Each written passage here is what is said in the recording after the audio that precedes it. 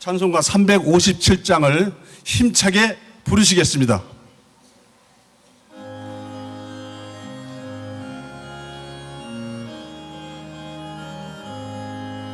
주의 진리 위에 십자가 군기 하늘 높이 올리고 연사되어 용맹스럽게 찬송하며 나가세 나가세 나가세 주 예수만을 위하여 목숨까지도 바치고 싸움터로 나가세 원수들이 비록 강할지라도 주의 군기 붙잡고 주의 진리 위에 용기 다하여 분발하여 싸우세 나가세 나가세 주 예수만을 위하여 목숨까지도 바치고 싸움터로 나가세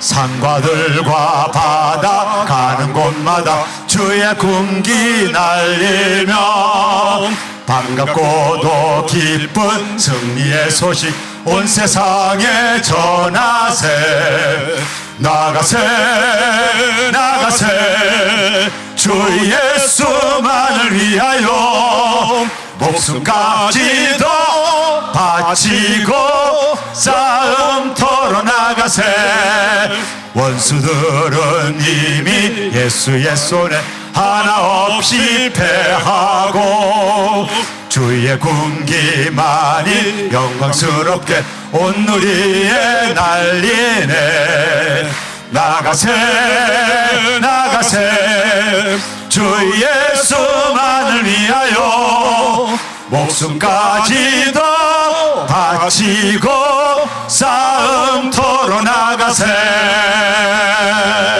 아멘. 이 시간은 장로회 중부연회 서기로 수하시는 김승철 장로님 기도 인도해 주시겠습니다.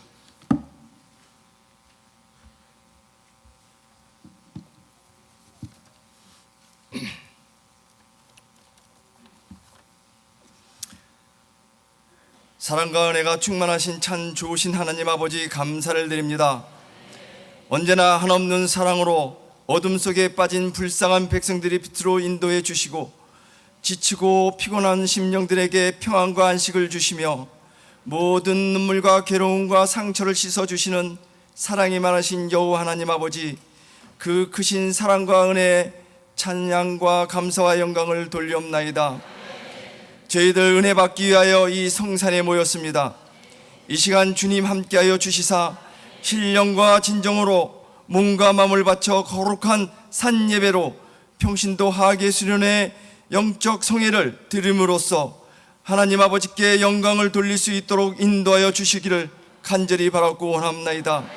사랑이 많으신 하나님 아버지, 나약하고 불쌍한 저희들 주님의 자녀임을 망각하고 주님의 뜻대로 살지 못하고 내 고집과 내 뜻대로 교만한 삶을 살았음을 고백합니다.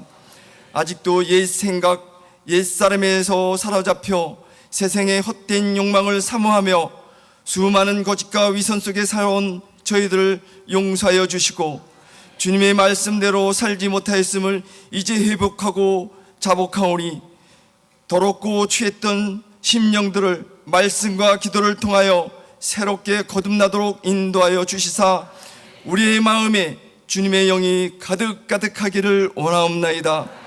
성령의 주님, 발을 씻어주는 자가 되라는 주제의 말씀을 통하여 강박한 심령들 마음의 문이 활짝 열리어 섬김의 봄을 보이는 믿음을 허락하여 주시사 더 낮아지는 자가 되게 하시며 주님과 마음이 합한 자가 될 수 있도록 인도하여 주시옵소서.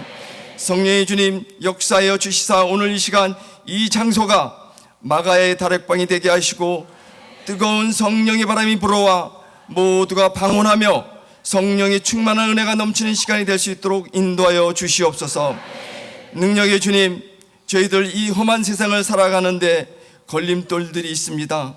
그 걸림돌들이 디딤돌들이 되게 하여 주시며 가로막힌 장벽들을 뛰어넘는 유월절의 역사가 있게 하여 주시옵소서. 그래야 갈급한 신령들, 수련회에 참석한 모든 성도들에게 이 시간마다 은혜가 축복이 넘치고 넘치는 은혜의 장막이 될 수 있도록 성령의 하나님 역사하여 주시옵소서. 성령의 담비를 흠뻑 부어 주시사 새로이 거듭나고 소생되는 계기가 될 수 있도록 인도하여 주시옵소서. 은혜의 주님, 이번 수련회가 은혜가 충만한 시간들이 되게 하여 주시사 감사와 기쁨이 넘치게 하여 주시고 병든 자가 치유받고 가난한 자가 부유하며 무엇보다도 하나님을 만나는 하나님의 음성을 듣는 복된 성회가 될 수 있도록 은혜를 내려 주시옵소서. 성령의 주님, 나라와 민족을 위하여 또한 교단을 위하여 눈물로 기도하여 주시사 우리 모두 회개하며 무릎으로 눈물로 천국 계단 올라갈 수 있는 믿음을 허락하여 주시옵소서. 우리들의 믿음이 성화의 단계에 이르도록 역사하여 주시옵소서. 복 주시기를 원하시는 하나님 아버지, 이 제단에서 기도하는 사랑하는 성도님들 일일이 기억하시고 그 기도를 다 들어 응답하여 주셔서 더욱더 기쁘고 감사가 넘치며 주님을 더욱더 영화롭게 하며 주님만을 사랑하며 주님만을 사모하는 복된 삶들을 살아갈 수 있도록 인도하여 주시옵소서.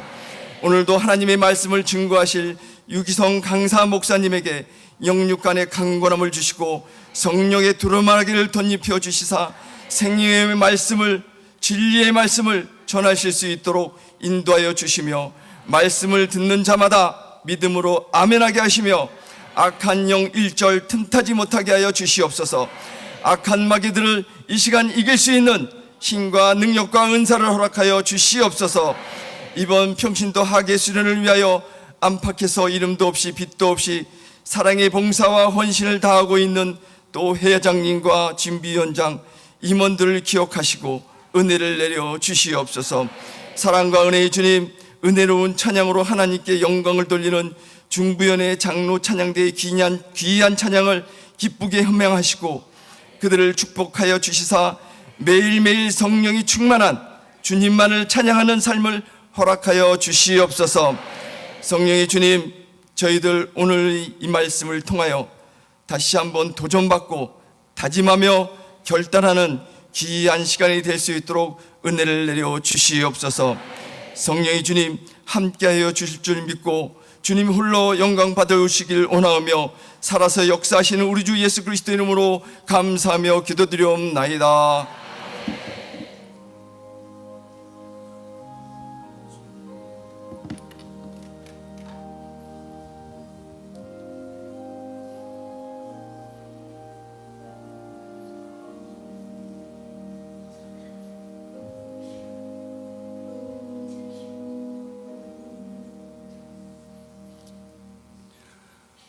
은혜 받으실 하나님 말씀은 요한복음 13장 13절서부터 17절까지입니다. 제가 봉독해 올리겠습니다. 너희가 나를 선생이라 또는 주라 하니 너의 말이 옳도다. 내가 그러하다. 내가 주와 또는 선생이 되어 너희 발을 씻었으니 너희도 서로 발을 씻어주는 것이 옳으니라. 내가 너에게 행한 것 같이 너희도 행하게 하려 하여 본을 보였노라. 내가 진실로 너희에게 이르노니 종이 주인보다 크지 못하고 보냄을 받은 자가 보낸 자보다 크지 못하나니 너희가 이것을 알고 행하면 복이 있으리라. 아멘. 이 시간 중부연의 장로 찬양단 특별 찬양이 있겠습니다.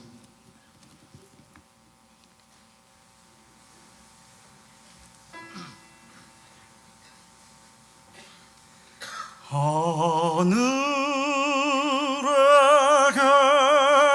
계신 아버지 그 이름 거룩하시고 당신의 뜻 또 당신 나라 이 땅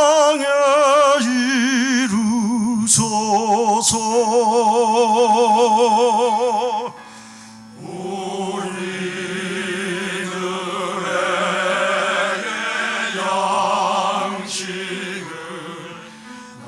넉넉히 내려주시고 우리가 용서하는 것처럼 우리도 용서하게 하소서. 우리가 사는 동안에 시험에 들지 않도록 죄의 길에 서지 않도록 악에서 구하소서. 나라와 권세와 영광이 영원히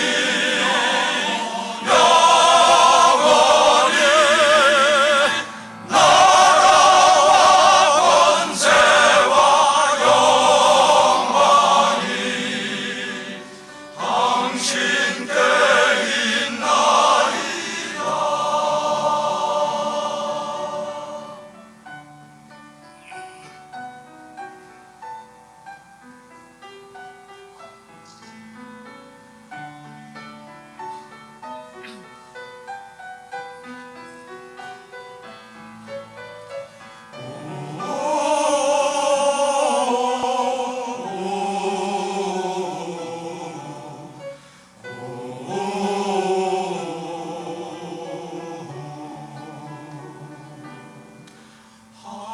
하늘에 계신 아버지 그 이름 거룩하시고 당신의 뜻도 당신 나라 이 땅에 이루소서.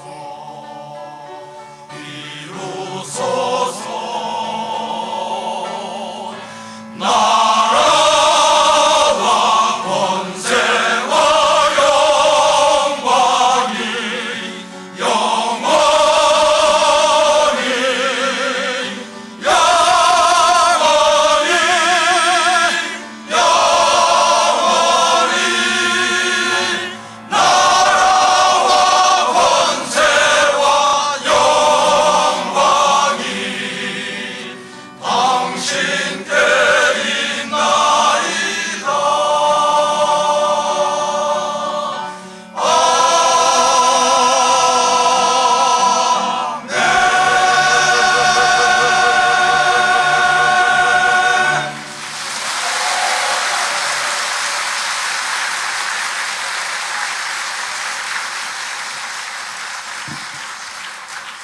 다시 한번 수고하신 장로님께 박수로 다시 한번 환호해 주겠습니다.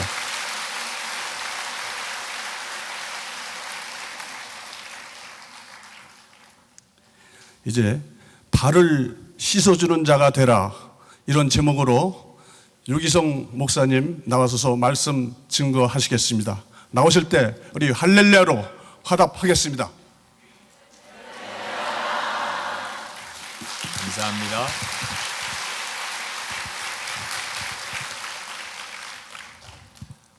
여러분 사랑하고 축복합니다. 중부연에 오니까 아주 은혜를 많이 받습니다. 우리 장로님들 대단하시고 이렇게 모이신 여러분들도 대단하십니다.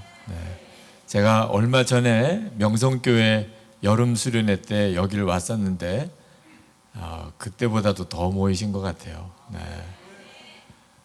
연합 모임이 참 어려운데 중부연회는 정말 성령의 부흥이 아주 뜨겁게 있는 것 같습니다.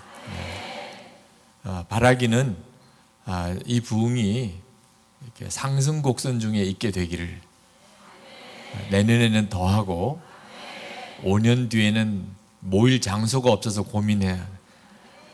일본에 갔더니 일본에 있는 유학생들과 청년들 집회가 대단해요. 네, 전체가 한 5천 명 정도 일본 청년들까지 해서 그런데 모일 장소가 없으니까 스키장 여름에는 안 하니까 그 스키장을 그냥 천막을 쳤더라고요. 네. 그렇게 되기를 바랍니다. 네. 중부연회가 10년 전에는 어땠는지 20년 전에는 어땠는지 항상 우리가 지금 잘 가고 있는지는 과거와 비교해서 우리가 더 뜨거우면 잘하고 있는 것이고 지난날에는 지금보다 더 뜨거웠는데 그러면 우리가 빨리 우리 자신을 점검해 봐야 하잖아요. 네. 정말 나는 계속해서 하나님의 은혜 가운데 변화되고 있는지 초등학교에서 아이들 사자성어 시험 문제를 냈대요. 골목길에서 술 취해서 소리 지르면서 노래 부르는 걸 뭐라 그러냐 고성방가죠. 끝에 있는 가짜만 주고 앞에 있는 세 글자는 빈칸으로 남겨서 쪽지 시험을 봤는데 틀린 아이들 답이 걸작이에요. 그럴 수가. 네. 미쳤는가. 네. 제일 걸작은 아빠인가 그랬대요. 네. 그러니 참 아이들 눈에 보기에 어른들이 전혀 변화되지 않는 모습이 안타까운 것처럼 세상 사람들 보기에 예수 믿는 사람 모습이 변화되지 않는 모습인 건 정말 안타깝죠. 이번에 우리 남선교회에서 주제를 건 주제가 제 마음에 너무나 뜨겁게 와 닿았어요. 하나님의 사랑으로 선교하자는 거잖아요. 이게 하나님이 정말 원하는 것이거든요. 남아프리카 공화국에 데이브 케이프 목사님이라고 아주 목회를 잘하시고 교회가 크게 부흥되는 교회 목사님께 어느 날 하나님께서 기도 중에 말씀을 주시기를 너가 이제는 교회 담임 자리에서 내려와서 세수대 하나 들고 그냥 걸어 다니면서 만나는 사람마다 발을 씻어주라. 이런 말씀을 하나님이 그 목사님에게 주셨어요. 이거 정말 하나님의 뜻인가 아닌가 구분하기가 참 어려운 말씀이잖아요. 그리고 그 결단을 하려면 이게 보통 일이 아니잖아요. 사모님하고 아이들하고 14개월 동안이나 하나님 이게 진짜 하나님의 명령입니까? 그러다가 하나님의 뜻인 줄 알고 정말 교회를 사임하시고 그리고 세수대 하나 들고 그리고는 십자가를 만들어서 등에다 지고 그리고는 다니시면서 마을마다 길거리에서 사람 만나면 그러면 제가 당신의 발을 씻어드리겠습니다. 그래서 발을 씻어드리는데 교회에서 목회하시던 것과 비교 안 되게 많은 영혼들을 구원했고 치유의 기적이 일어나고 삶의 변화가 일어나고 그런 엄청난 역사가 일어났어요. 그 데이브 케이프 목사님 일화가 예수를 위한 바보라고 하는 책으로 나와 있어요. 예수님께서 제자들에게 정말 하고 싶은 말씀이 있었는데 그냥 말로만 해서는 안 될 것 같아서 예수님께서 무언가 퍼포먼스를 하셨어요. 그 요한복음 13장 오늘 본문에 나오는 이야기입니다. 갑자기 예수님께서 식사하는 자리에 수건을 허리에 두이고 그리고 물을 떠다가 제자들의 발을 씻어주기 시작한 겁니다. 아무도 발을 씻어주려고 하지 않았어요. 발은 종이 씻어주는 거라 제자들 사이에 이제 마지막 때가 가까운 것 같은데 누가 더 높으냐, 우리 중에 누가 더 높으냐, 누구도 종 되고 싶어 하지 않았어요. 그럴 때 예수님께서 물을 떠다가 제자들의 발을 씻기시기 시작한 사건이 우리가 잘 아는 제자들의 발을 씻기신 요한복음 13장 사건입니다. 제자들로서는 엄청난 충격이었어요. 어떻게 선생님이 제자들의 발을 씻기냐 말이에요. 이건 종이 하는 일인데 처음에는 베드로는 아예 한사코 이런 일은 있을 수 없다고 자기 발을 씻지 못하게 했을 정도입니다. 결국은 예수님께서 내가 너 발을 씻지 않으면 너와 나하고는 상관이 없다 이런 말씀하시니까 할 수 없이 이제 발을 내놓았죠. 이 제자들에게 평생 잊을 수가 없었어요. 예수님이 내 발을 씻어준 이 기억을 제자들은 있을 수가 없었어요. 어떻게 됐느냐? 나중에 그들이 사도가 되었을 때, 그래서 그들이 교회의 이제 최고 지도자가 된 거죠. 그랬을 때, 어떻게 교회를 이끌어 가라는 거구나. 어떻게 교인들을 이끌어 가라는 거구나. 말로 설명할 필요가 없었어요. 예수님께서 내 발을 씻어 주셨지. 그래서 사도들은 제자들의 발을 씻으신 예수님의 그 모습 그대로, 그들은 여전히 발을 씻으시는 예수님의 손길을 아마 평생 잊을 수 없었을 거예요. 그리고 그들은 그렇게 발 씻어주는 자로 교회를 섬기고, 그리고 초대교회가 그렇게 일어났던 거거든요. 지금도 말입니다. 교회 지도자는 그리 해야 돼요. 그게 주님의 명령이거든요.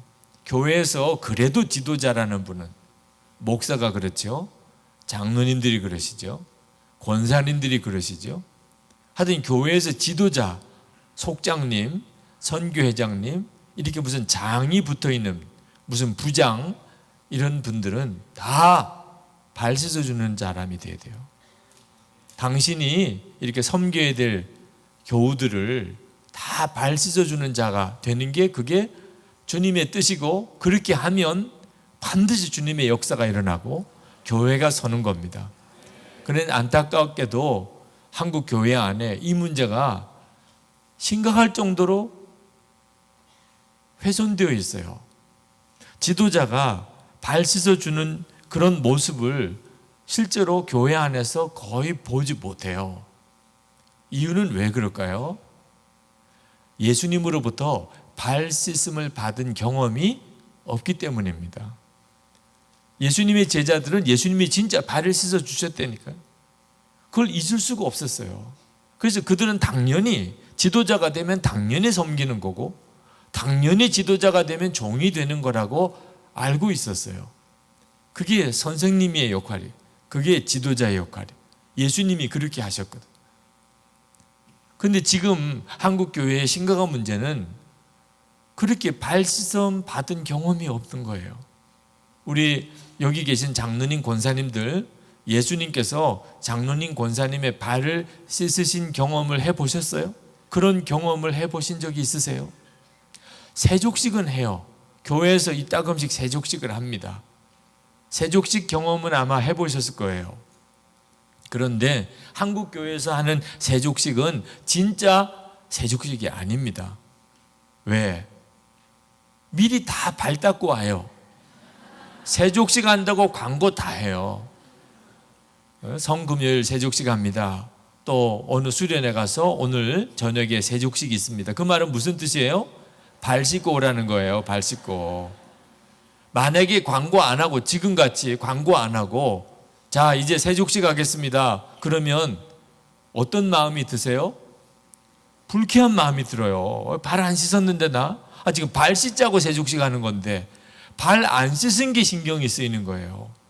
그리고는 정말 세숫대야 들이밀면 지금 양말 벗고, 그리고 이렇게 저녁 때쯤 되면 말입니다, 발 씻으려고 그러면 여러분이 샤워할 때 여러분의 발을 씻어 봐도 알지만 저녁에는 쉽지 않아요.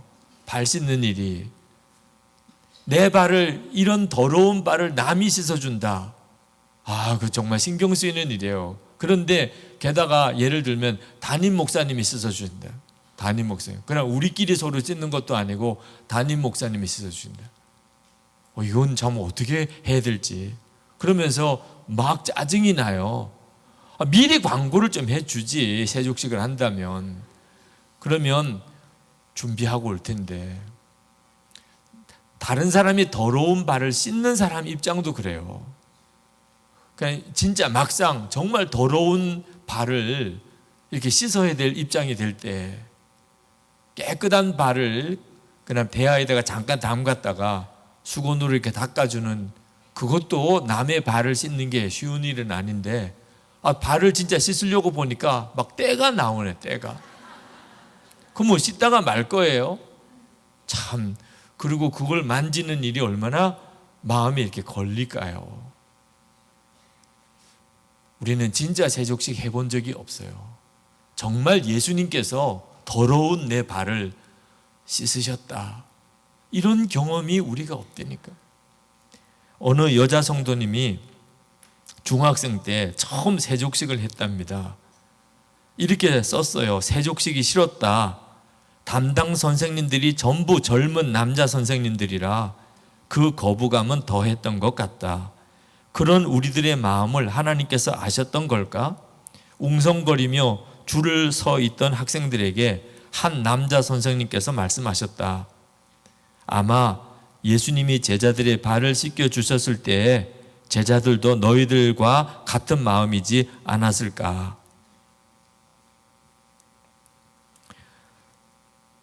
지금 부끄러움 때문에 발 씻는 세족식이 싫은 사람들도 많을 거야. 하지만 순종하는 마음으로 임해 주었으면 좋겠구나. 선생님의 그 말씀이 끝나시고 세족식을 하려고 줄을 서 있던 우리들은 일순간 조용해졌다. 그리고 선생님께서 발을 씻어주시는 순간 나는 두 눈을 감고 손을 모으고 기도했다. 그때 왜 그렇게 눈물이 나던지 아직도 그 감동을 잊지 못한다. 여러분, 여자 중학생 아이가 미리 발 씻지도 않은 상태에서 학교에서 젊은 남자 선생님이 자기 발을 씻어줄 때 그건 그 여학생에게 평생 잊을 수 없는 기억이에요. 누가 내 더러운 발을 씻어주었다. 그런데 이런 기억이 그 다음에 평생 내가 다른 사람을 만났을 때 발 씻어주는 게 뭐라는 느낌을 갖게 해요. 발을 씻어준다는 게 뭘 말하는 건지. 송솔나무 집사님이라고 그 드라마 허준 또 이산의 배경음악을 연주했던 아주 천재 플룻리스트입니다. 그 송솔나무 집사님이 한번 간증을 하시는데 이분이 보스니아에 단기 선교를 갔을 때예요. 그 보스니아에서 자기가 섬기던 그 지역에 있는 사람들 중에 아주 중증 뇌성마비 장애가 있는 사람이 있었답니다. 그런데 세족식을 하는 날이에요. 미리 광고하지 않았죠. 그리고는 다들 이제 발을 씻으러 그 단기 선교 팀원들이 그 마을 사람들 앞에 다 가서 세숫대에다 물을 담고 가서 그 발 앞에 무릎을 꿇었어요. 이 뇌성마비 장애인 한 청년이 한사코 자기 발을 못 씻긴다는 거예요. 온몸을 비틀어가면서 거부하는 거예요. 그때 이 송솔나무 집사님이 여기서 이 문제를 반드시 넘어가야 한다 하는 생각이 들어서 그 뇌성마비 청년을 정말 붙잡고 정말 간곡한 눈물 나는 눈으로 그 청년에게 호소했대요. 주님이 당신의 발을 씻기기를 원하십니다. 결국은 그 더러운 신발을 벗기고 그리고 정말 먼지투성이고 때투성인 그 청년의 발을 씻어 주는데 막 통곡을 하고 울더라는 거예요. 통곡을 하고. 그리고 그 발을 씻기고 끌어안고 같이 울었어요. 그 청년에게 주의 영이 임했습니다. 주님이 그렇게 하시는 것을 실제로 경험했으니까. 예수님은 지금도 살아계세요. 우리들 안에 살아계시잖아요. 근데 우리가 주님이 나를 통해서 다른 사람을 섬기도록 우리 스스로가 하지 않는 거예요. 예수님은 내 옆에 있는 어떤 사람을 발을 씻어주고 싶어도 내가 안 하는 거예요. 목사님과 장로님들 또 우리 권사님들 정말 예수님으로부터 발을 씻는 경험을 해야 합니다. 오늘 밤에 주님을 만나시고 예수님께서 우리 장로님, 권사님 발 씻으시는 놀라운 역사가 있기를 축복합니다. 주님이 진짜 오늘 밤에 정말 세숫대야 들고 내 발을 씻는 그런 일이 일어날까? 여러분, 아마 예수님께서 여러분들의 발을 씻으시지는 않으실 거예요. 왜? 그럴 필요가 없기 때문에. 우리는요, 예수님이 우리 발을 씻어주시는 것보다 더 놀라운 섬김을 받고 있습니다. 지금. 예수님이 내 발 씻어주시는 게 문제가 아닙니다. 예수님은 제자들에게 그 정도밖에는 하실 수가 없었어요, 그때는. 근데 지금 우리는요, 상상이 안 되는 섬김을, 예수님이 내 발 씻어주신 것과 비교가 안 되는 섬김을 주님으로부터 다 받고 있습니다. 그게 뭐냐면 예수님께서 우리 마음에 들어오신 거예요. 여러분 마음에 누가 들어올 수 있어요? 성경에 보면 우리 마음이 이 세상 모든 만물보다 가장 더럽다고 그랬습니다. 예레미야 17장 9절에 보면 만물보다 거짓되고 심히 부패한 것은 마음이라고 그랬어요. 오늘 우리가 이렇게 다 모여 앉아서 수련회를 하고는 있지만 실제로 우리 마음은요, 얼마나 보기 더럽고 흉악하고 끔찍한지 상상을 못할 정도일 겁니다. 우리가 마음을 서로 안 열어놓고 있으니까 그냥 우리가 이렇게 모여 있는 거예요. 우리 속마음은 정말 더럽기 짝이 없습니다. 그런데 예수님께서 그 우리 마음에 들어오셨다니까, 우리 안에. 그러니 우리 발을 씻어주시는 것과 비교가 안 돼요. 근데 문제는 이 사실을 잘 모르고 있다는 데 문제가 있습니다. 우리가 진짜 예수님께서 나를 어느 정도로 섬겨주셨는지를 알면 그 다음부터 우리 교회는 완전히 뒤집어지게 돼 있어요. 우선 우리 자신이 우리 교회 안에서 다른 교우들을 만나서 섬기는 태도가 완전히 달라진다니까요.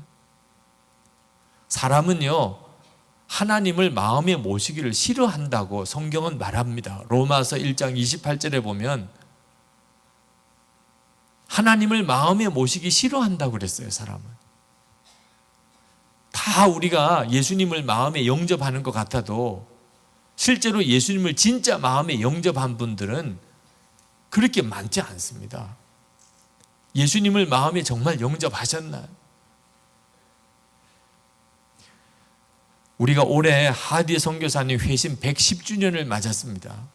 그래서 지난 주일에 저 올림픽 체조 경기장에서 기도 성회를 했습니다. 아마 그때 우리 중부연회에서도 많이들 오셨으리라고 싶습니다. 지난 토요일에는 청년 대회를 잠실 실내체육관에서 했습니다. 그때도 뭐 엄청나게 모였습니다. 하디 선교사님이 도대체 무슨 회개를 했길래 우리가 그렇게까지 하디 선교사님의 회개로 인한 회심을 기념하는 걸까요? 하디 선교사님의 회개를 통해서 한국 부흥이 시작이 됐습니다. 대단한 사건이죠. 그런데 하디 선교사님이 뭘 회개했는지는 아시나요? 도대체 하디 선교사님이 뭘 회개했어요? 1907년에 길선주 장로님, 장로교회 길선주 장로님은 친구 돈, 유산 반이나 떼먹은 거 그걸 공개 자백했습니다. 충격이 대단했어요. 그런데 하디 선교사님도 무슨 남의 돈 떼어먹은 거나 무슨 간음한 거나 무슨 거짓말한 거나 뭐 그런 죄가 있어서 회개를 그렇게 했던 겁니까? 아닙니다. 하디 선교사님의 회개는요, 예수님을 진짜 믿은 게 아니었다는 거예요. 기가 막히죠. 아니, 그때 당시에 선교사님들 중에 가장 훌륭한 선교사님 중에 한 분이에요. 그러니까 선교사님 수양회 때 강사로 섰던 분이에요. 3번 말씀을 전할 책임을 맡은 강사였어요. 하디 선교사님은 의사였고 캐나다 명문의과대학을 졸업한 의사입니다. 그런데도 그거 다 내놓고 그때 당시로는 미전도 종족과 같은 조선에 선교사로 오신 분이에요. 대단히 성격이 강직하고 올곧고 철저하고 사명감에 불탄 이런 선교사님이신데, 아니 이분이 자기가 예수를 진짜 믿은 게 아니었다니 이게 뭐 정말 충격 중에 충격이죠.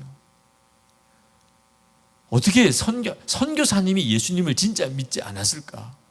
만약에 아는 것을 믿는 거라고 한다면 분명히 믿었죠. 이 복음도 전했고 세례도 주었고, 아는 게 믿는 거라면 하디 선교사님이 어찌 예수를 안 믿었겠어요.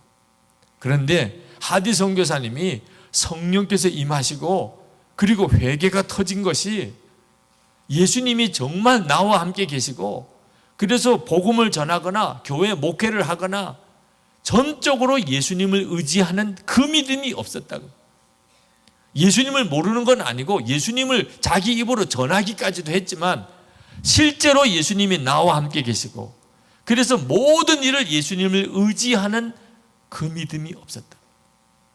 그러니까 진짜 믿은 게 아니라, 그러니까 선교사로서 사역을 해도 다 자기 열심으로 했다. 그러니까 열매도 없고 진정 회심하는 자도 찾을 수가 없고 한국교회 부흥도 없고, 처음에는 조선교회, 조선 성도들의 수준이 낮아서 그런 줄 알았다. 그런데 알고 보니까 자기가 정말 예수님을 의지하는 믿음이 없었다. 그래서 회개가 터지기 시작해서 한국교회 회개 부흥이 일어난 거거든요. 그런데 이 문제는 말입니다, 지금 그대로 우리들의 문제예요.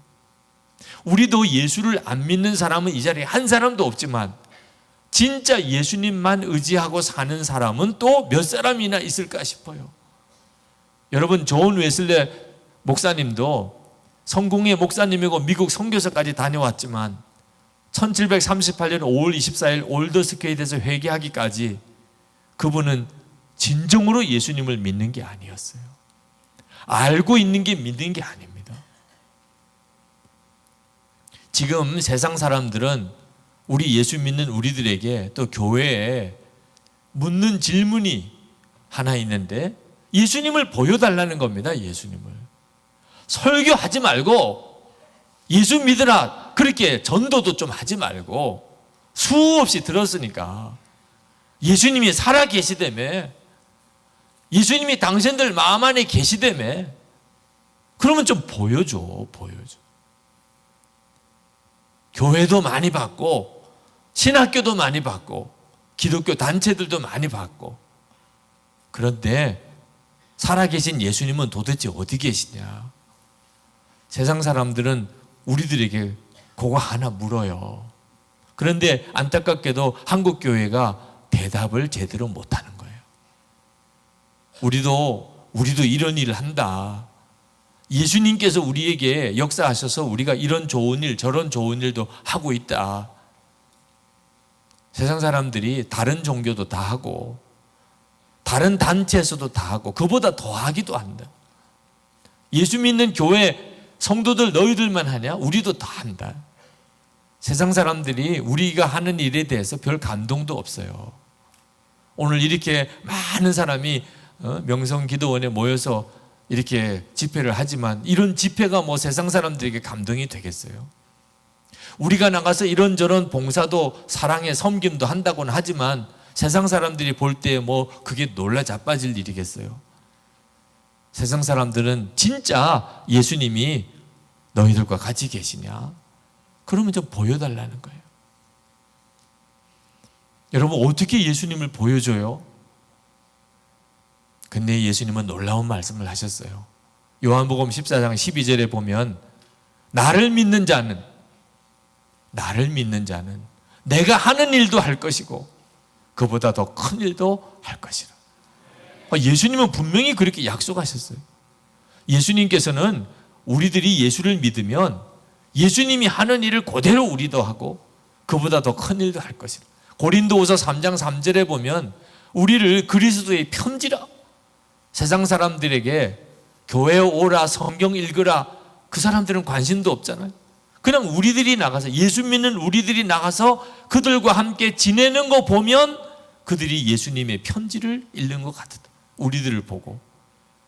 갈라디아서 4장 19절에 보면 사도 바울이 갈라디아 교인을 위하여 다시 해산하는 수고를 한다고 그랬는데 뭐 때문에 그랬냐? 너희들 안에 그리스도의 형상이 이루어지기까지 다시 해산하는 수고를 한다고 그랬어요. 예수님의 복음만 전한 것으로 부족하다는 걸 느꼈다는 거죠. 그 무슨 뜻이에요? 갈라디아 교인을 보면 갈라디아 시민들이 예수님 보는 것 같이 그렇게 되도록 그렇게 기도한다는 거예요. 그러니까 우리가 진짜 예수님을 믿었다면 세상 사람들이 우리를 보면 예수님을 보는 것 같아야 그게 정상이에요. 여기 계신 우리 여자 성도님들께 묻습니다. 예수 믿는 남편을 보면 예수님 보는 것 같으세요? 가슴이 답답하십니까? 예수님이 그 남편 안에 계신데 못 보세요? 여기 계신 우리 남자 성도님들, 예수 믿는 아내를 보면 꼭 예수님 보는 것 같으시지요?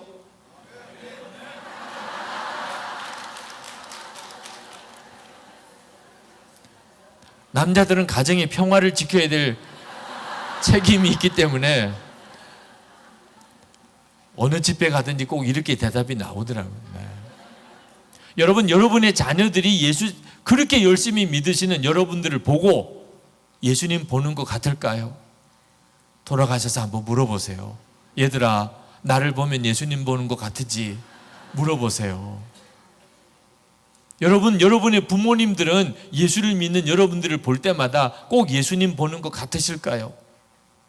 여러분의 직장 동료들과 여러분 이웃집 사람들이 여러분을 보면 꼭 예수님 보는 것 같으세요? 이것이 예수를 믿는 기준이라니까요. 우리가 이렇게 예수를 믿지 못하면 심각하게 우리 자신을 점검해 봐야 된다니까. 하대 선교사님이 그것 때문에 꼬꾸라진 거라니까. 하대 선교사님은 조선 백성들에게 예수님에 대해서는 가르쳤어요. 그렇지만 조선 백성들이 하대 선교사님을 보고 예수님을 보지는 못했어요. 그것 때문에 그런 줄 모르고 조선 백성들이 수준이 낮고 열심이 없고 믿음이 없고 기도를 안 하니까 조선 교회가 이렇게 부흥이 안 되고 진정으로 거듭난 성도 한 사람 없다고 하디 선교사님은 조선 교인들만 탓하고 있었단 말입니다. 그런데 성령께서 하디 선교사님에게 임하시면서 하디 선교사님 자신이 예수님을 드러내 보이는 자가 아니었기 때문에 조선 백성들이 예수님을 보지를 못한 거예요. 듣기만 했지. 어떻게 하는 것이 주님의 뜻대로 사는 건지 몰랐던 거죠. 그래서 여러분들이 부흥이 안 되고 거듭나지 못하고 진정으로 그리스도인이 되지 못한 것은 전적으로 내 죄 때문입니다. 하디 선교사님이 그렇게 조선 교인들 앞에서 눈물로 회개하고 그 선교사님의 회개하는 모습을 보면서 성령께서 선교사님들과 그리고 우리 한국 교회에 임하신 거예요. 그리고는 회개가 터지기 시작한 겁니다. 그분들은 예수 안 믿은 사람들이었겠습니까? 예수님으로 사는 사람이 아니었다는 것을 깨닫고 회개한 거예요. 그런데 지금 진짜 지금 우리에게 그게 필요하죠. 오늘 여러분 우리가 이렇게 모여서 뭐 회개해야죠? 사람들이 나를 보고 예수님을 보는 것 같지 않아. 그러면 이건 심각한 문제라니까요. 하디 선교사님이 그렇게 회개한 그 회개고 1903년부터 1907년까지 하디 선교사님이 가서 설교할 때마다 성령이 임하시고 회개가 터진 그 회개가 그 회개였다니까. 올해 110주년 되는 이 해에 우리 한국 감리교회에 이 부흥이 다시 일어나기를 위하여 우리가 그렇게 기도했던 거고 그렇게 성회를 가졌던 거예요. 그런데 정말 이제 우리가 그렇게 됐나요? 여러분, 우리는 예수님을 십자가에 죽으신 예수님, 우리를 위해서 죽으신 예수님, 우리를 위해 대신 십자가에 죽으신 예수님, 그 예수님을 믿기만 하면 그러면 다 천국에 간다고 그렇게 믿습니다. 그게 복음을 믿는 것, 구원받을 믿음이라고 생각해요. 여러분, 그렇지 않습니다. 속으면 안 됩니다. 여러분이 지금 예수님이 나를 위해서 십자가에 죽으셨고 내 모든 죄가 예수님이 십자가에 흘린 피로 다 씻음을 받았고 내가 이제는 지옥 갈 자가 아니고 천국에 갈 자가 되었다고 여러분이 믿고 천국에 가봐도 못 들어갈 수도 있어요. 천국에. 그 믿음이 여러분을 구원할 믿음이 못 될 수가 있어요. 주여 주여 하는 자마다 다 천국에 들어갈 게 아니라고 예수님이 분명히 말씀하셨어요. 아니 그러면 어떤 믿음을 가져야 천국에 들어가는 거죠? 예수님이 나 위해서 십자가에 죽으셨고 내 죄를 다 사하신 이 믿음은 구원의 확실한 보증입니다. 분명히. 그러나 그게 진짜 믿음이라면 나도 원수를 사랑하고 나에게 죄 지은 자를 용서할 수 있는 이런 믿음의 단계까지 가야 믿는 거예요, 진짜.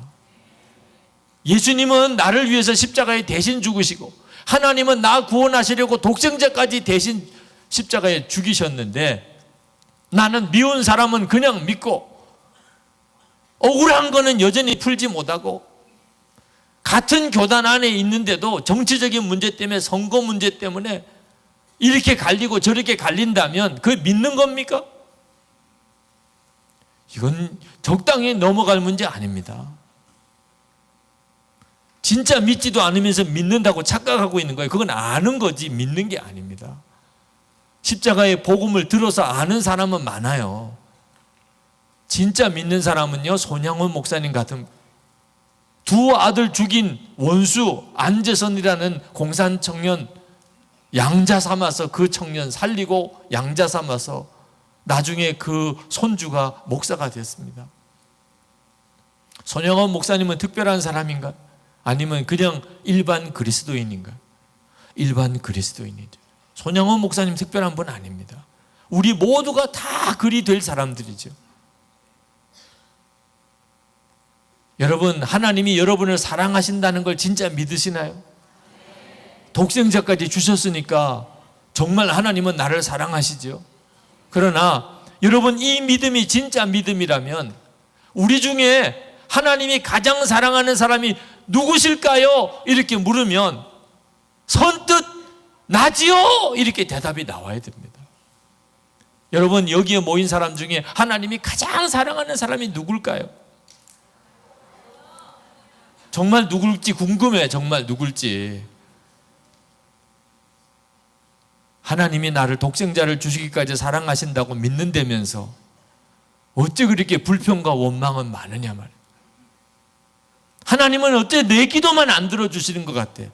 하나님은 어떻게 내 사정만 모르시는 것 같아. 나 예수 믿었는데 복음 별로 못 받았어. 어떻게 이런 소리가 나오나 말이야. 그러니까 우리가 얼마나 아는 것을 믿음이라고 착각하고 사는지. 하도 들으니까 날 사랑하심 찬송을 하도 부르다 보니까 그냥 착각을 한 거예요. 하나님이 나 사랑하신다고 믿는 줄로. 믿는 거 아니에요. 하나님이 진짜 나를 사랑하는 줄로 믿으면 겁나는 게 없어요.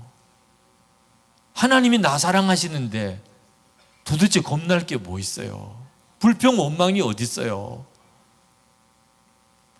말할 수 없는 죄인이라고 기도는 그렇게 하지만 저는 대표기도 들을 때마다 말할 수 없는 이 죄인을 용서해 주신 하나님이라고 하는 기도를 들을 때마다 그 기도가 얼마나 옳은 기도입니까? 그러나 어째 그렇게 화를 잘 내요?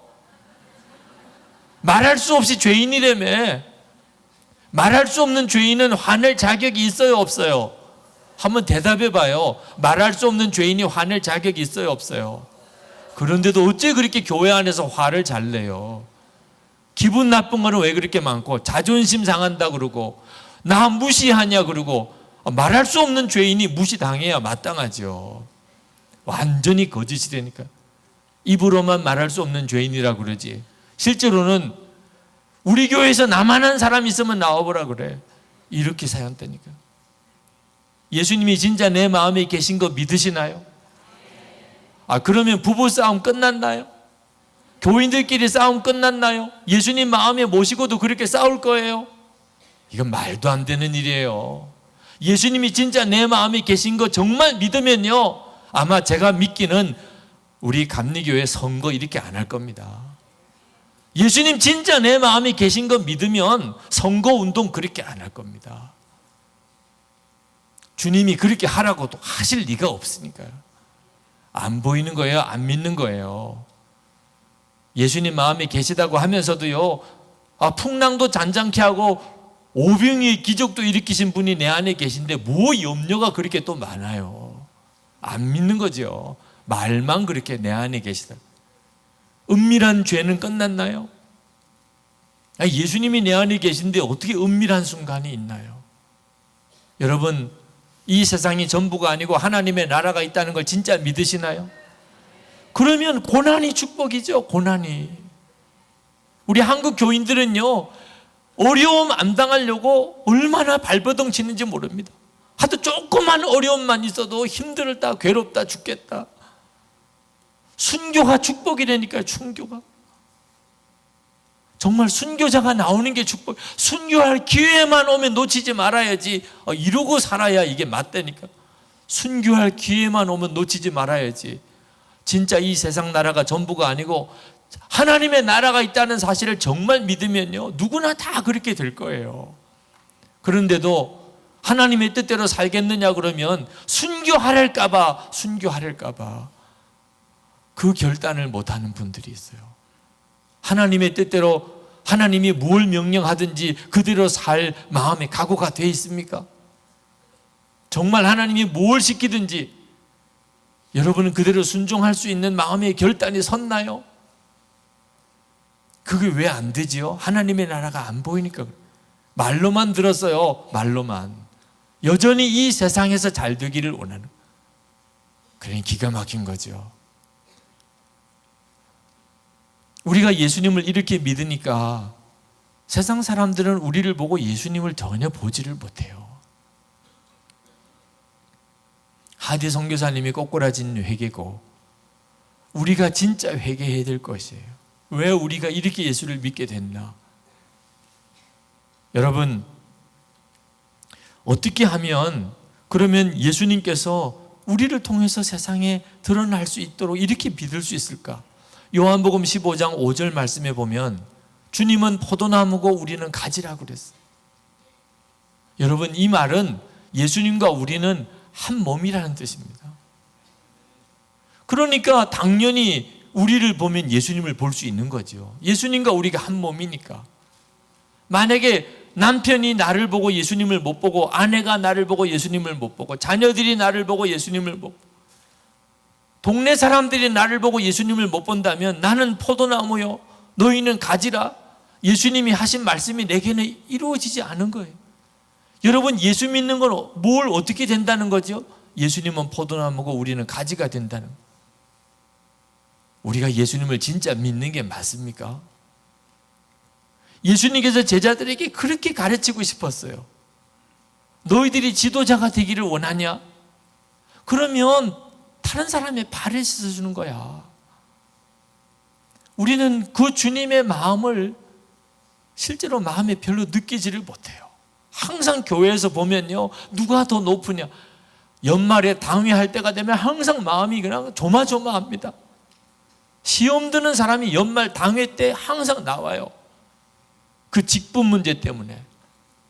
얼마나 교회 안에 교인들끼리 서로 높아지기를 원하는지 상상이 안 될 정도입니다. 우리는 예수님을 처음부터 제대로 믿은 게 아닙니다. 교회가 그런 모양이 되었으니 지금 한국교회가 갖는 어려움이 당연히 오는 거죠. 이유는 하나예요. 우리가 예수님과 정말 포도나무와 가지처럼 하나가 되지를 못하고 있는 겁니다. 그러면 어떻게 예수님과 우리가 이렇게 하나가 될 수 있을까요? 예수님께서 우리에게 말씀하시기를 먼저 내 안에 거하라. 요한복음 15장 4절에 보면 내 안에 거하라, 나도 너희 안에 거하리라. 예수님이 우리 안에 계시는 것은 정말 황홀한 축복입니다. 예수님이 제자들의 발을 씻으시는 것과 비교할 수가 없어요.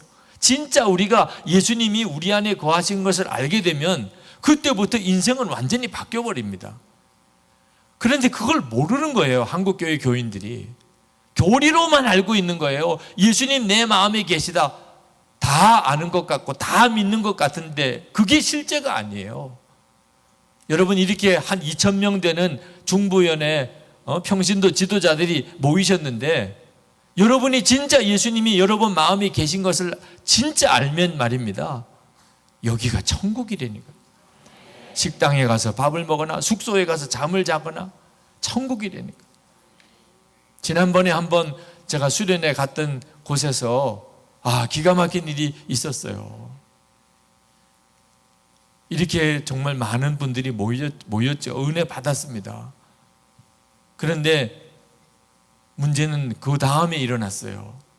집회가 끝나고 난 다음에, 그리고 다 숙소로 내려가셨는데 이 본당에 있는 방석을 가지고 다 본당으로 방마다 내려가세요. 그 붙여놓은 거 보니까는 본당 방석은 숙소로 가지고 가지 말라고 그렇게 써붙였더라고요. 그리고는 그 관리인이, 기도원 관리인이 방석 가지고 가지 마세요. 방석 가지고 가지 마세요. 그런데도 그 말은 그냥 그 전에 들으시고 방석들 가지고 다 내려가시더라고요.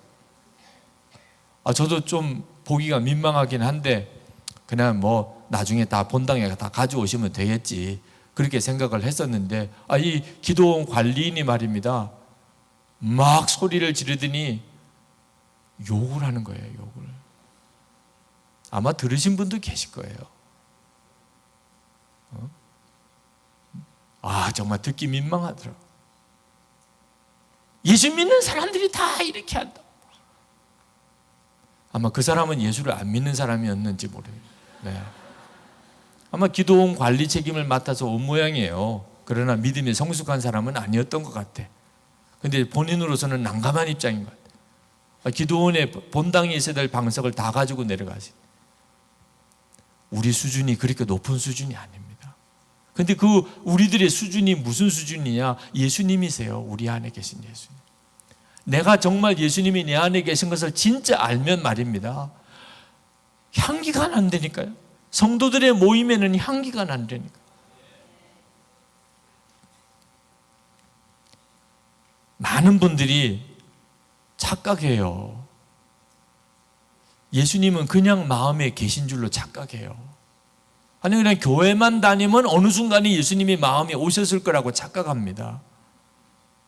예수님 마음에 계신가요? 예, 아멘. 언제 예수님을 마음에 영접하셨나요? 뚜렷한 기억이 없어요. 오늘 여기 계신 분들께 묻습니다. 여러분 예수님을 진짜 마음에 영접하신 그날이 기억이 나나요?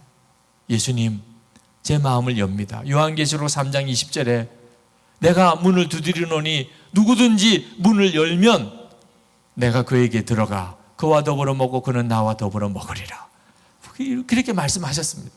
그러니 우리가 주님 안에 거한다는 말은 문을 여는 거예요. 마음의 문을. 여러분 진짜 정말 어느 순간에 주님 제가 마음의 문을 엽니다.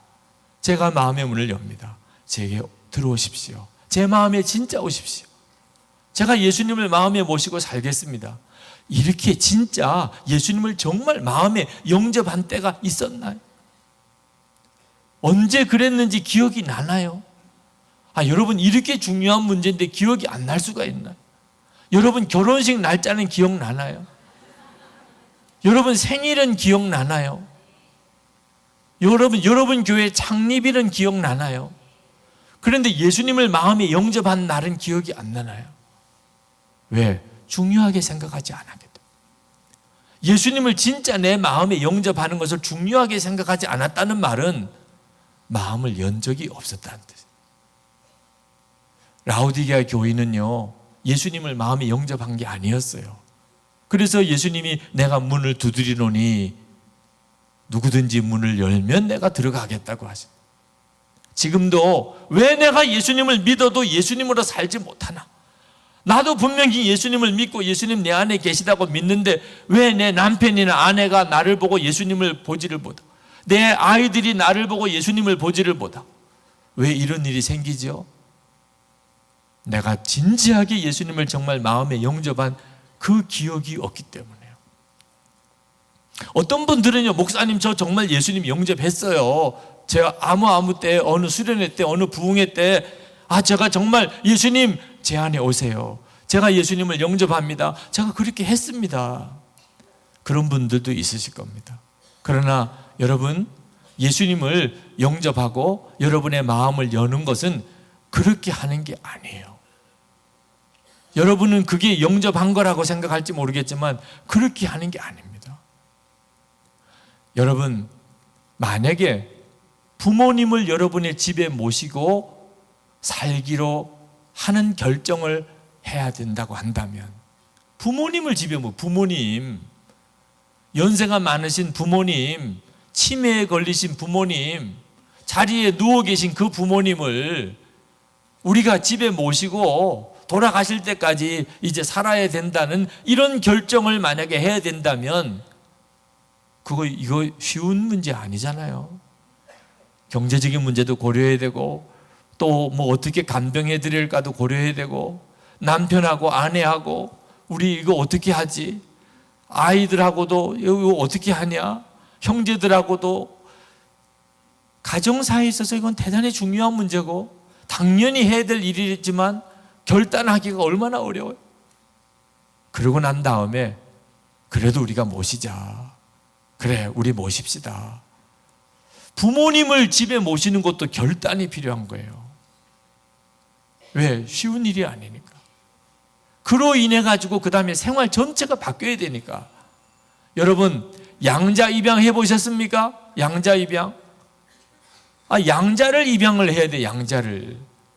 그렇다면 이거 여러분 간단히 해결될 문제입니까? 부부가 이 문제에 얼마나 심각하게 의논해. 우리 양자 입양합시다. 아유, 그거 너무 부담스러워요. 어떻게 남의 애를 길러요? 나중에 다 크고 난 다음에 본인이 남의 집 아이라고 알면 또 그것도 골치 아프잖아. 여러분, 양자 입양하는 일이 간단한 문제 아닙니다. 그때 우리 입양합시다. 어떻게 될 모든 거 다 우리 다 각오하고 우리 이거 합시다. 여러분, 양자 입양도 쉬운 문제 아니죠.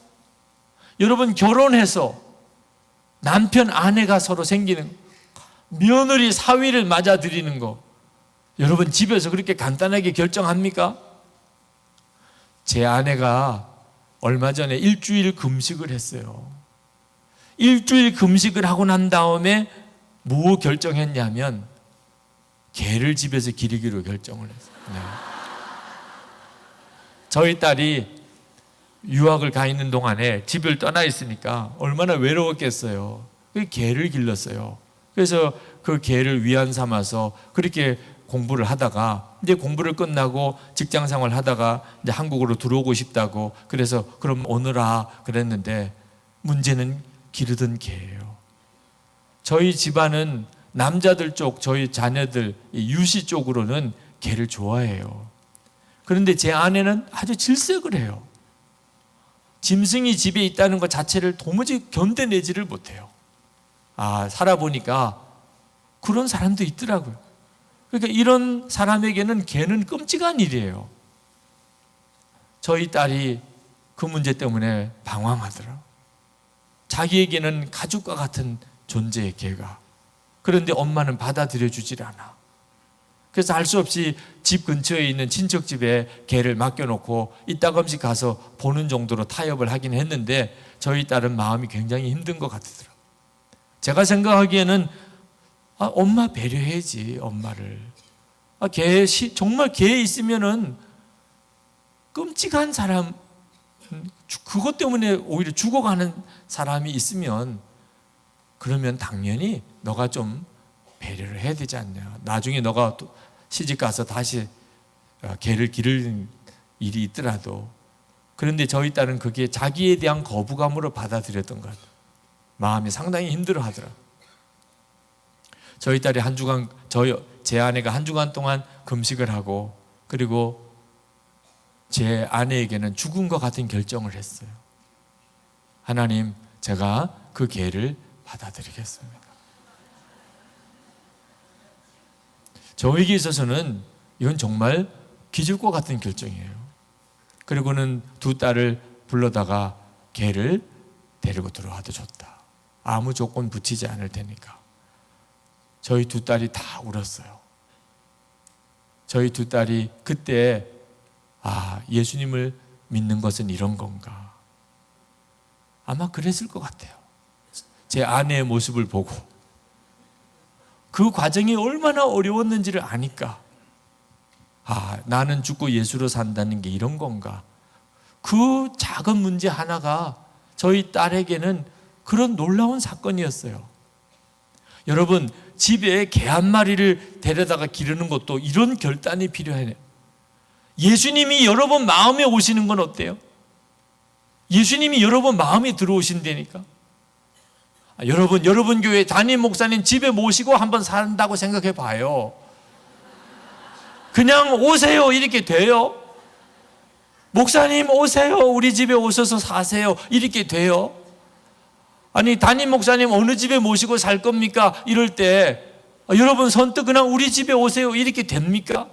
신방은 뭐 얼마든지 받겠지만 집에 와서 사신다는데. 그런데 여러분 목사님이 집에 와서 사시는 거하고 예수님이 내 마음에 들어오시는 거하고 비교가 안 되는 문제인데 그냥 영접합니다. 내 마음을 엽니다. 이런다고 그게 영접이에요? 우리는 예수님을 진짜 마음에 정말 진지하게 영접해 본 적이 거의 없어요. 그러니 예수님이 내 마음에 와서 사시는 역사도 없는 거예요. 너희들이 내 안에 거하면 나도 너희 안에 거하리라 그래요. 마음을 열면 내가 들어갈 거다 그랬어요.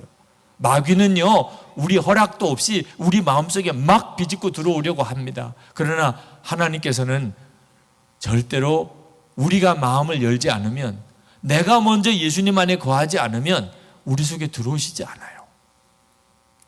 분명히 예수님은 포도나무고 우리는 가지라고 했는데, 예수님과 우리는 진짜 하나인데, 그래서 사람들이 나를 보면 예수님을 보게 이렇게 되어 있는 건데 왜 우리는 그렇게 못 사는 거죠? 예수님이 역사를 안 하시는 거예요? 예수님이 역사를 못 하시는 거래요. 예수님이 역사를 못 하세요. 왜? 우리가 그 마음을 안 여니까. 마음을. 예수님을 진짜 내 마음에 들어오시도록, 그리고 그 예수님을 왕으로 모시기를 진짜 결단을 안 했어요.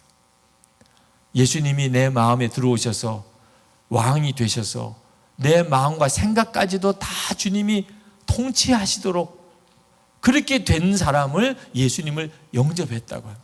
진짜 예수님이 마음의 왕으로 와 계신 거예요.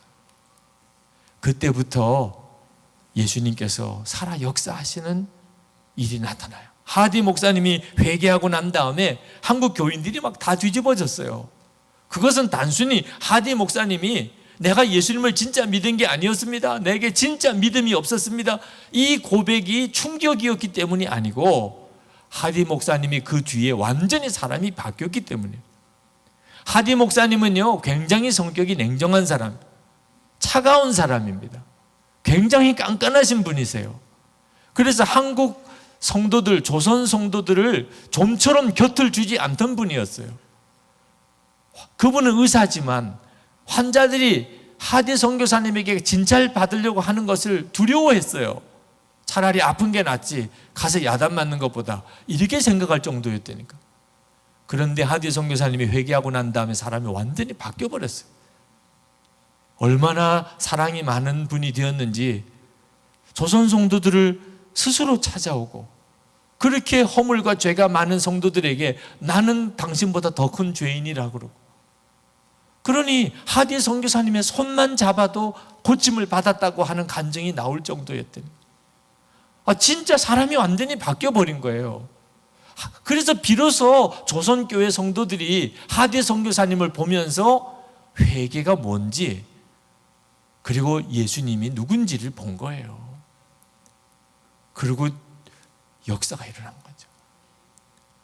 우리도 이 진정한 부흥과 역사가 우리에게 이미 와 있어요. 그러나 우리 자신이 정말 예수님을 왕으로 마음에 영접하지 않았기 때문에 예수님은 아무것도 못 하시고 계십니다. 내 안에 와 계신데도 우리 가정에서 주님은 아무것도 못 하시고 계십니다. 부부 사이에도 기적이 없어요. 부모 자녀 사이에도 아무 역사가 없어요. 예수님은 내 안에 계신데 왕이 아니시니까 내가 진짜 예수님의 통치를 받을 마음의 준비가 없어요. 그냥 예수님 내 안에 오시면 얼마나 좋을까 이러고 있는 거예요. 예수님이 그냥 내 안에 오시기만 위해서 오신 거 아닙니다. 예수님은 생명이시라고 그랬어요. 예수님이 그냥 내 안에 계신 거하고 예수님이 내 생명이 되신 거하고는 다른 문제예요. 내가 죽지 않으면 예수님이 내 생명이 되지 못합니다. 오늘 이 시간에 우리가 정말 예수님을 내가 바로 믿는지 안 믿는지는, 예수님은 진짜 내 생명이신가? 예수님은 정말 내 왕이신가? 나는 예수님이 진짜 내 마음에 계신 것을 정말 명심하고 사는가? 그걸 점검해야 돼요. 여러분, 오늘 아침에 일어나셨을 때 예수님 생각하셨나요? 예수님이 마음의 왕이시라면 어떻게 일어났는데 여러분에게 왕을 모시고 다닌다고 해봅시다. 아침에 일어났으면 왕이신 주님을 먼저 찾아야 당연하잖아요. 그런데 안타깝게도 이 수련회까지 와서도 말입니다, 같은 방에서 주무시는 분들에게 안부 인사는 해요. 밤새 잘 주무셨나요? 불편하진 않으셨나요? 예수님은 생각도 안 해요. 그럼 예수님을 진짜 마음의 왕으로 모신 거 맞아요? 식사할 때 예수님 생각하셨나요? 식사 기도는 해요. 그런데 뭘 진짜 기도한 건 아니야. 눈만 감은 거지. 우리 주님이 진짜 궁금한 건 우리가 식사 기도할 때 뭐라고? 너 뭐라고 그랬니 지금? 우리는 뭐라고 그런 게 아니에요. 그냥 잠깐 눈을 감은 거지. 우리는 그 정도라니까. 예수님이 내 안에 오신 것은 나와 같이 밥 먹자고 오셨다고 요한계시록 3장 20절에 말씀하셨음에도 우리는 밥 먹을 때도 예수님 생각이 안 나요. 왜? 왕이 아니시니까.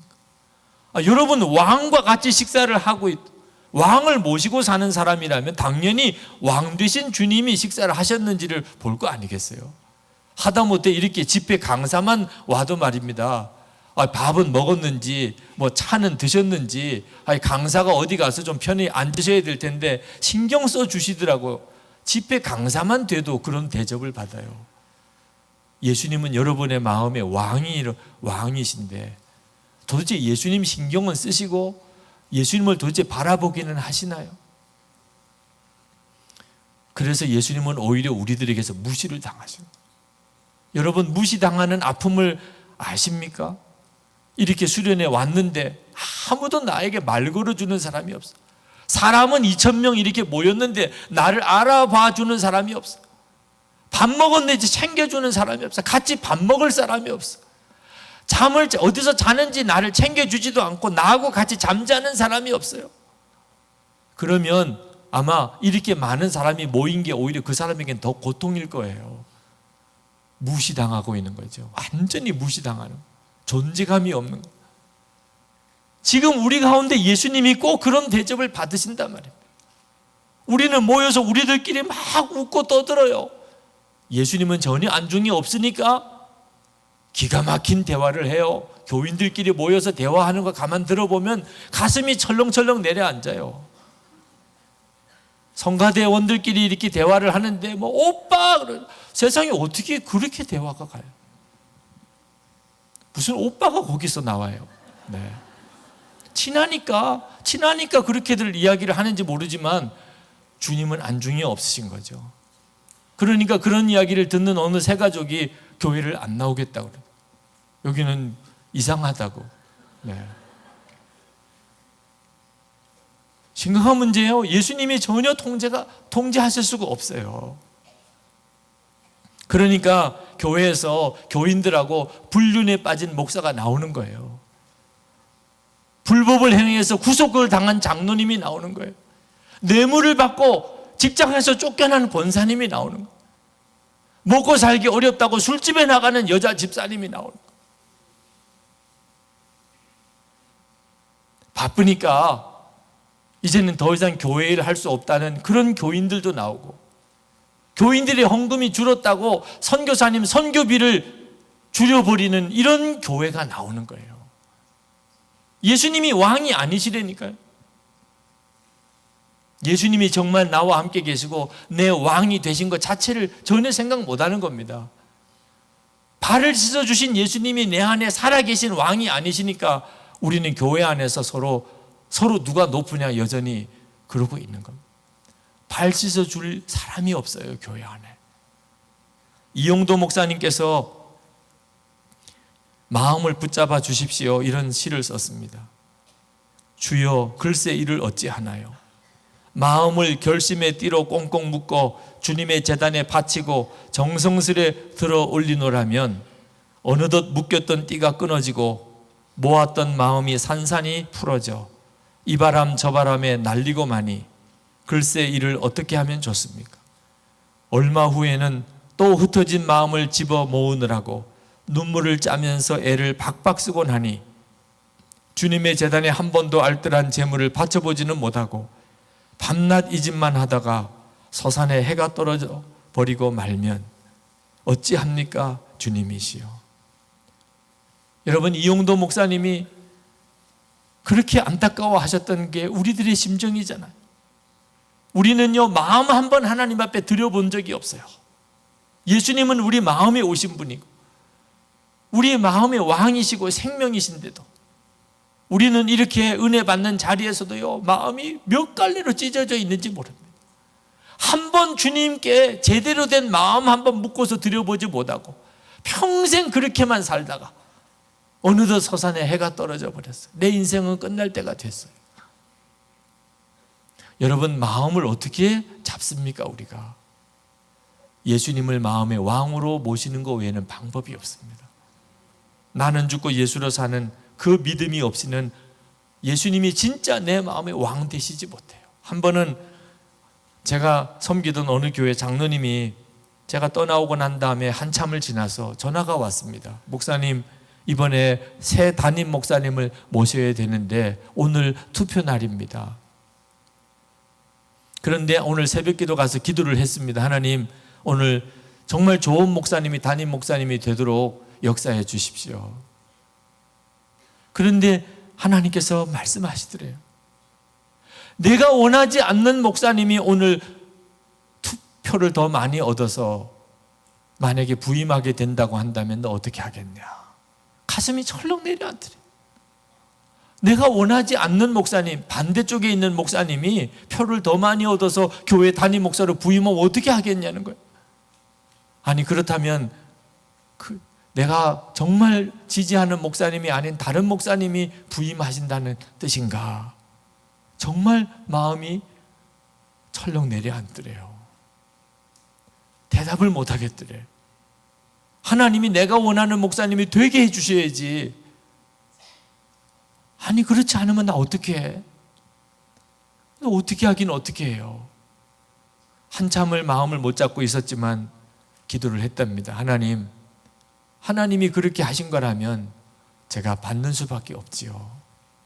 너무나 어려운 결단이지만 하나님의 마음을 준비시키시나 보다, 그렇게 생각하고 고백을 했답니다. 근데 그때 하나님이 그 다음에 또 말씀을 하시더래요. 너가 그 목사님에게, 너가 지지하는 목사님에게 하듯이 그렇게 그 목사님을 존경하고 그 목사님을 사랑하고 그 목사님을 지지하고 섬기겠느냐? 묻더래요. 그건 못하겠다. 그 목사님이 담임 목사님으로 결정되는 걸 받아들이기는 하겠지만 내가 지지하는 목사님에게 하는 것처럼 그렇게 사랑하고 지지하고 그 목사님을 존경하고 그걸 어떻게 그렇게 하냐?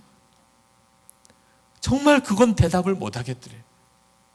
그러나 결국은 마지막에 눈물로 고백했다. 하나님, 주님이 그렇게 하라고 하시면 해야지요.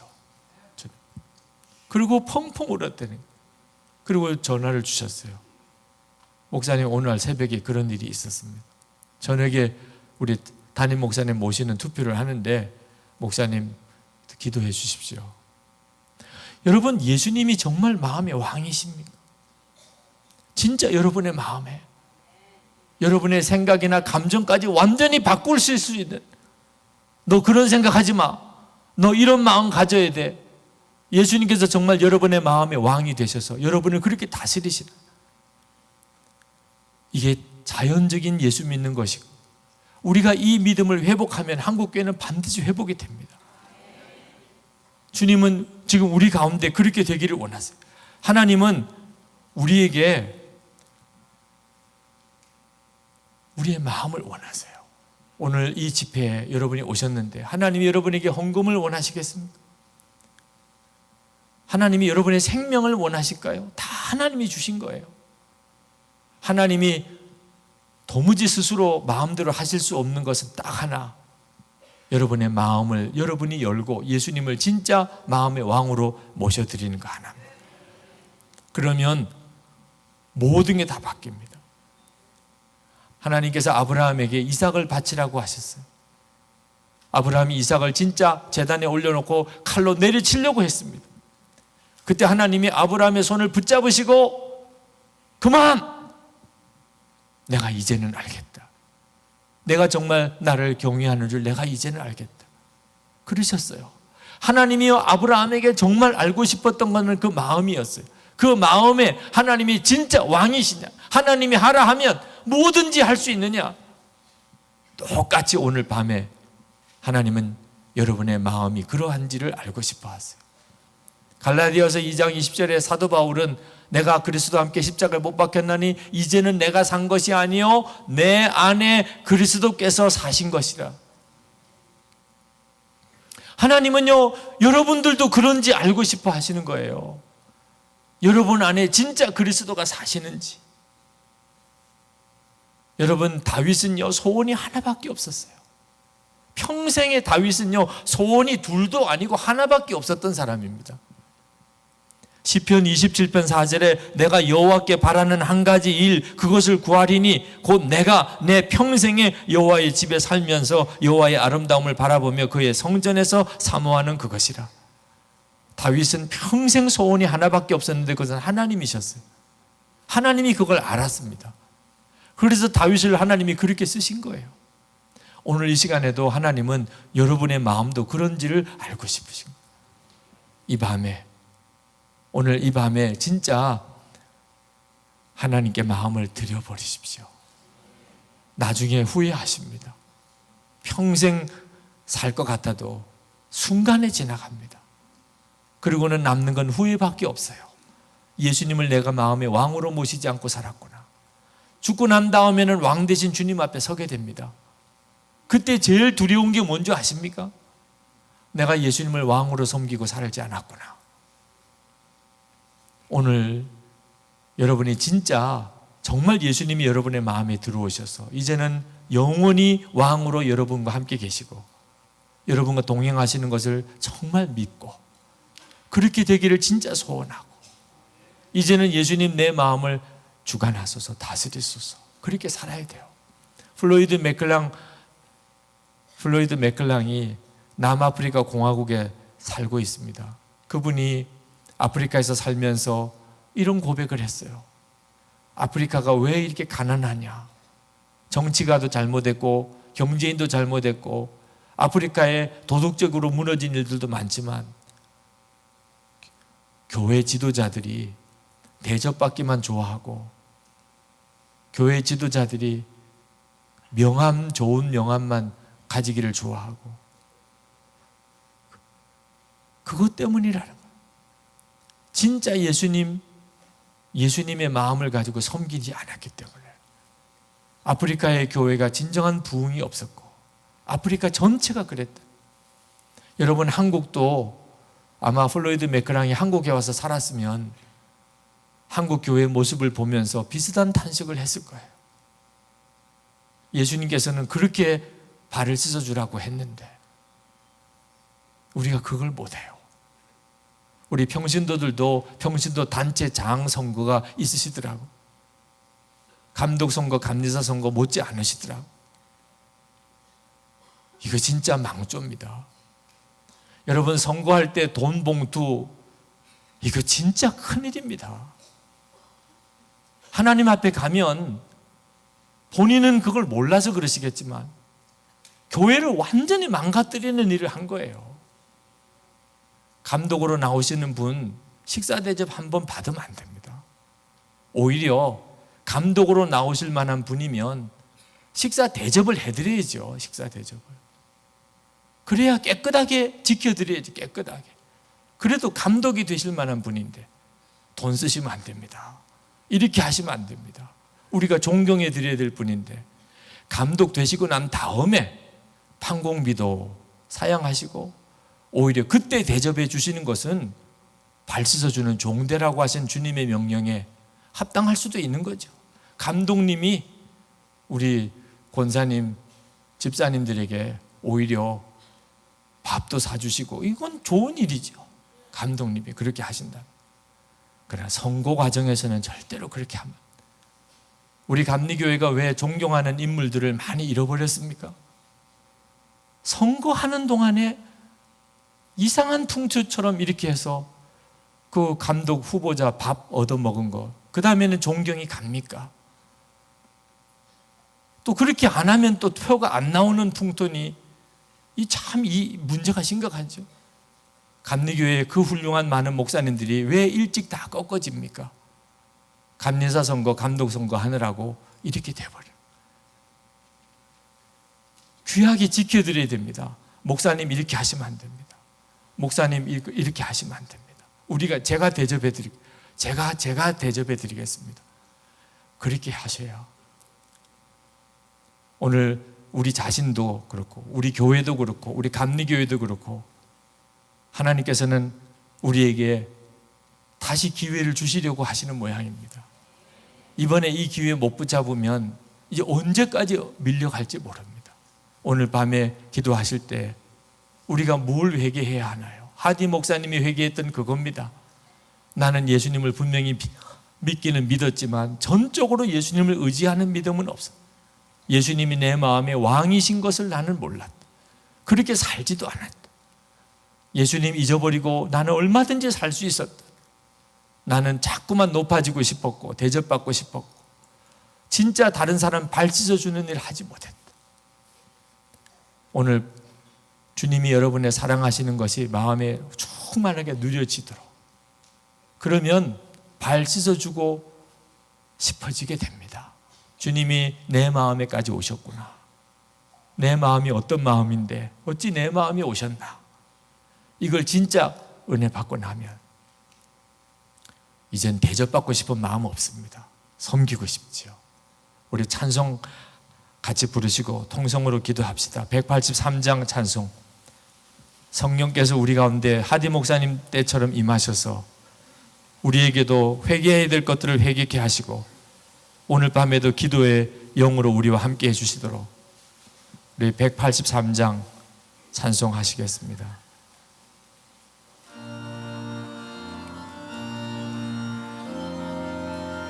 조금 빨리 부릅니다. 빈들의 마른 풀같이 시들은 나의 영혼 주님이 약속한 성령 간절히 기다리네. 가물어 메마른 땅에 단비를 내리시듯 성령의 단비를 부어 새 생명 주옵소서. 반가운 빗소리 들려 산천이 춤을 추네. 본비로 내리는 성령 내게도 주옵소서. 가물어 메마른 땅에 단비를 내리시듯 성령의 단비를 부어 새 생명 주옵소서. 절 따라 우러를 내 목이 무성하니 갈급한 내 심령 위에 성령을 부소서. 가물어 메마른 땅에 단비를 내리시듯 성령의 단비를 부어 새 생명 주옵소서.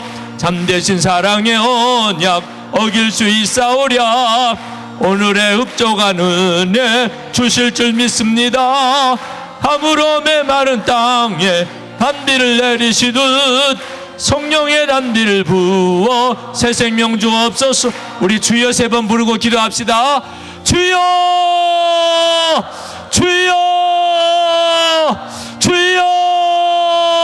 할렐루야. 하나님 크고 놀라우신 하나님의 은혜를 오늘도 사모하며 갈급한 성도들 위해 하나님 부으시고 또 부으시기를 원합니다. 나의 하나님 주의 영으로 함께하여 주시기 원합니다.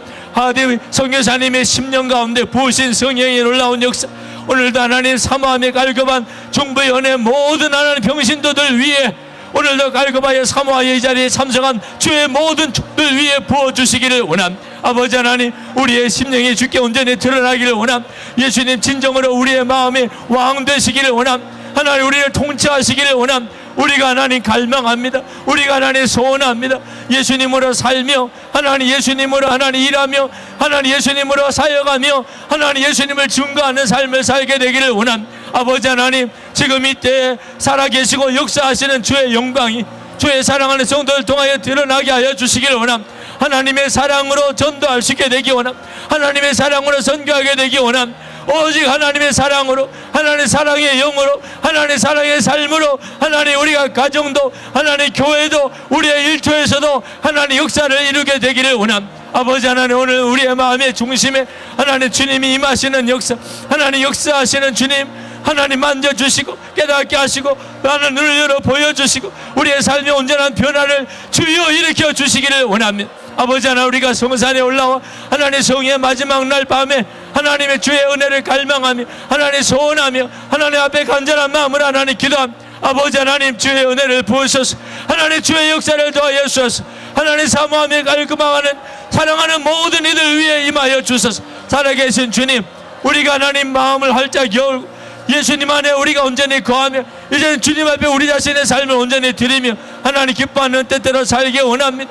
아버지 하나님, 놀라우고도 충만한 주님의 은혜를 부으시고 하나님 놀라운 역사를 우리 가운데 더하시고 하나님 깨닫게 하소서. 하나님 부어주소서. 계속해서 말씀하시고 주여 역사해 주시기를 원합니다. 주 예수님, 별과 은혜를 더하시는 주님, 놀랍고도 충만하신 주님 감사합니다. 주 예수님 부으소서. 주님 역사하소서. 하나님 감망합니다. 하나님 소원합니다. 주님 하나님 간구합니다. 아버지 부으소서. 크신 은혜를 더하소서. 아버지 하나님, 주님 더하소서. 주님, 이제 오늘 밤에 정말 우리와 함께 계시고 우리에게 왕 되시고 우리의 생명이 되신 예수님께서 우리의 마음의 중심에 만나 주시고 우리의 삶을 온전히 사로잡으시는 역사가 일어나게 되기를 원합니다. 예수님은 포도나무고 우리는 가지가 된 하나님, 바로 그 삶을 살게 되기를 원합니다. 하나님, 우리가 하나님의 사랑을 뜨겁게 하나님 우리가 충만하게 받아 하나님 우리의 마음속에 임하신 주님의 말할 수 없는 그 놀라운 사랑을 우리가 깨달아 우리가 하나님 모든 이들을 섬기며 지극한 마음으로 섬기며 하나님 정말 구질구질하고 하나님 정말 같이 하기 싫었고 원수 같았던 이들까지도 우리가 그들 앞에 무릎 꿇고 그들의 발을 씻는 주님의 손길이 될 수 있게 되기를 원합니다. 우리 자신과 우리의 가정 안에 하나님의 생명의 기적이 일어나기를 원합니다. 우리 교회 안에 예수님이 주인 되신 기적이 일어나게 되기 원합니다. 하나님, 우리 지방에, 우리 연회에, 우리 감리교회에 진정한 하디의 부흥이 우리 가운데 다시 일어나게 되기를 원합니다.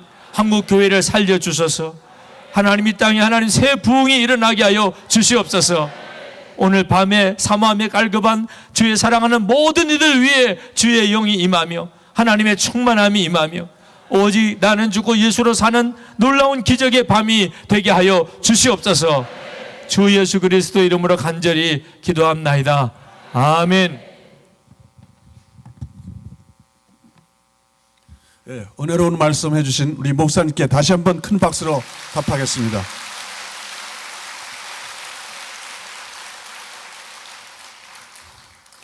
장로회 중부연회연합회 회기를 수고하시는 변종무 장로님 헌금 기도해 주시겠습니다.